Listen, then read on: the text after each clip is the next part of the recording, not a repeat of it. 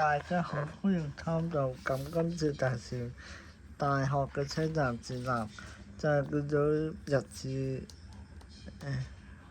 好天立線啦，茂興啦，嗰陣係 NR 站嚟嘅。我介紹嘅版本咧就係2037年8月，就係8月。咁呢個就上行就講啦。咁好似咧就咁樣行過去，咁樣行落去嘅。咁之後咧。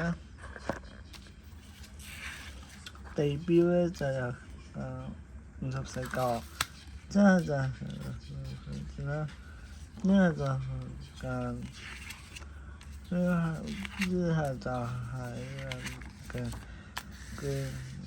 車站運頭，之後就車站號碼，電話號碼100，之後係咁多別正式車站嘅安排爬山咁。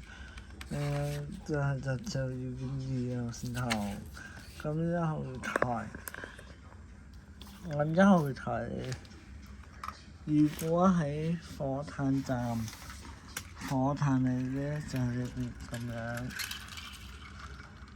跟住1號台上客，之後去大埔去，如果馬場過嚟嘅話咧，喺馬場站咁樣轉位，先轉軌，再轉位。其實馬場站咧就係唔係單軌。之後咧，2號月台嗰列車咧就係大埔去。上2號台上落客，然之後去馬場去火炭站咁去。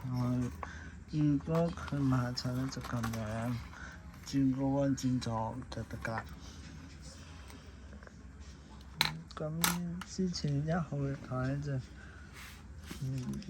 即係大埔墟日線咁樣，入嚟。上1號台，日線就即係繼續咁樣，之後行返馬場線就去火炭，咁好咯。咁中意呢條片就係我係咁先。咁聽日介紹大埔墟，咁聽日介紹呢條片再見，拜拜。